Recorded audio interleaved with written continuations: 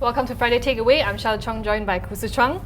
Now, this week, today is still the 7th day of Chinese New Year. Many are still away in their hometown, going for holidays. They are not back yet. That's why we don't see a lot of volume in the equity market. But still, we have some news coming from the United States. Donald Trump actually signed a couple of executive orders, which they say is reminiscent of him doing The Apprentice. Yeah, of course, he unexpectedly, or rather expectedly, pulled out of the TPPA. Yep. He's also initiated plans to build his Mexican wall. He's also said that he would ban certain countries, and he did. He banned seven Muslim countries. Hopefully, yes. we're not on that list, Charlotte.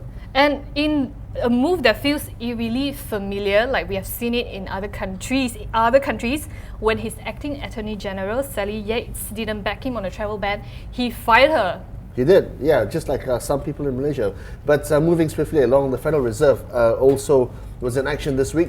They expectedly held rates steady, but there's a bit of a divergence between what the market thinks, which is I think 3 rate increases this year, versus the Fed's 3 projections this year for the increase, versus the market's 2 projections for a rate increase this year. But even when you say that, when they said that they projected 3 increases this year, that's what they did last year. Correct. So probably we wouldn't see so many right. increases this year. Right. Now let's move on to top local news. Chinese car maker Geely said to be leading the race to become the technical partner to Proton Holdings Berhad. And in turn, Felda's proposal to buy a 37% share in Eagle High Plantations has been approved by Indonesia's Agriculture Ministry. Yep, construction sector-wise, we will see Master Builders Association Malaysia actually expect construction sector to actually expand 8.3% this year. It looks like construction sector, it's a boom this year. Now, when we look at railway projects like East Coast Rail Link, KL Singapore High Speed Rail being the catalyst for the growth in the construction sector.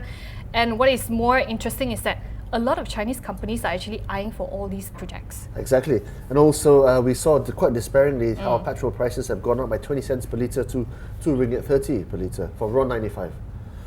Now, Mara suspended Tan Sri Anwar Musa as a chairman effective immediately as MACC conducted graft investigation. And the Maran brothers got discharged in the SL Max's deal in cases lodged by India's Central Bureau of Investigation, so they are off the hook.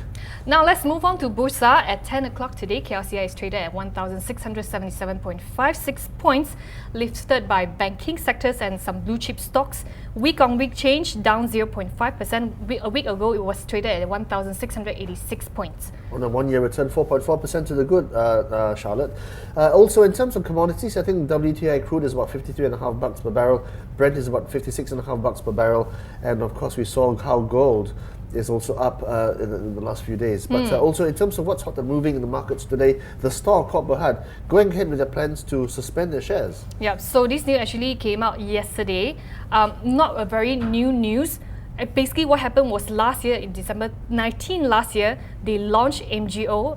This company, this group MD Tan Sri Tang Yen Sun family, they hold about 97.8% shares in the store. They say they want to acquire all shares at 3.52.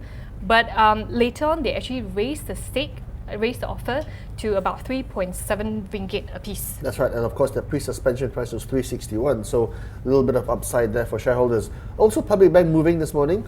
They're about $20.18 at this point in time, up by 0.2%. On a 1-year return basis, $13.22. That's 13.22%. On a 1-year-to-date return, 2.13%. They've done really well. They just reported full-year earnings, and I think 5.2 billion ringgit was the profits. Now, Public Bank is actually a very long-serving bank in Malaysia. So I think a lot of people are still using this bank. I don't think it will. It's in a competitive market, intense competition, but I think they will still survive. Yeah, they are the number 2 bank by assets, I think. Correct. And actually, at some point in time last year, they just very briefly became the most valuable company listed on Bursa Malaysia. Yeah. But in terms of where Macquarie sits on them, they've reaffirmed the outperform rating with a target price of $22, which is just about 9.5% higher than Tuesday's close.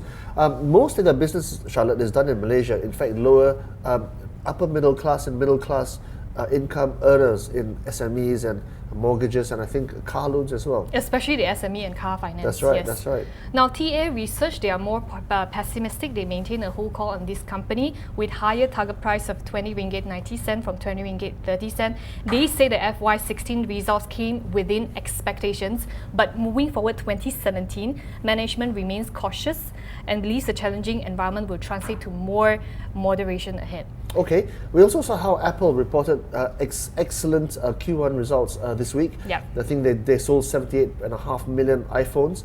That's an amazing number because they cost a lot of money. But then, and don't forget that Apple iPhones are the majority contributor to Apple earnings. I think they account for about 80% of earnings. So it made me think of what kind of local stocks would be benefiting. And I looked at Inari Amertron and Globetronics, both of them are component suppliers, right? Yeah, correct. And amazing, their shares have done so well on a year-to-date basis. Globetronics up about 21.5%, Inari up about 6.5%, and they both supply parts and widgets to Apple iPhones. Apple iPhones, yeah, correct. So moving forward a week ahead, Monday we'll see IPO of KIP REIT. They will be listed on Bursa Malaysia on Monday. I actually interviewed the CEO a couple of weeks ago before Chinese New Year. They say the difference between KIP REIT and other supermarket like Giant supermarket, it's that they actually source from different local traders. They basically want to spur activities in the local trading market, compare with supermarkets like Aeon or Apple Cold Storage and things like that. But they have proposed yield of 6.59% in 2018, which is considerably higher than other REITs. Also, on Wednesday, another IPO, quite amazing because we've had a dearth of local IPOs, 2 in 1 week. Thermodynamic, they are oil and gas services, they list on Wednesday, biggest listing in nearly 2 years. They are leveraging on rising growth and power demand in Sarawak, okay? Biggest client, Petronas Carigalia, I think about a fifth, and in fact about 15% of revenues. Interesting, Chong. I think IPO market will probably pick up this year. Hopefully. Now also we will see Maxis fourth quarter results coming out next week. Trade balance, some figures from the markets, exports, imports, and also foreign reserves. Okay, and just to close off, I think Thursday is a public holiday, time to Zoom. Again, yes. Friday, industrial production and manufacturing sales. And I think in America as well, over the next few days, non-farm payrolls as well will be being announced. So there'll be some impact on figures the US dollar. from the US. That's right. That's all we have today. Thank you for watching. For more information, please pick up a copy of The Edge Financial Daily or The Edge Weekly, or please visit www.theedgemarkets.com. I'm Charlotte Chong, joined by Chris Chong. Thanks for watching.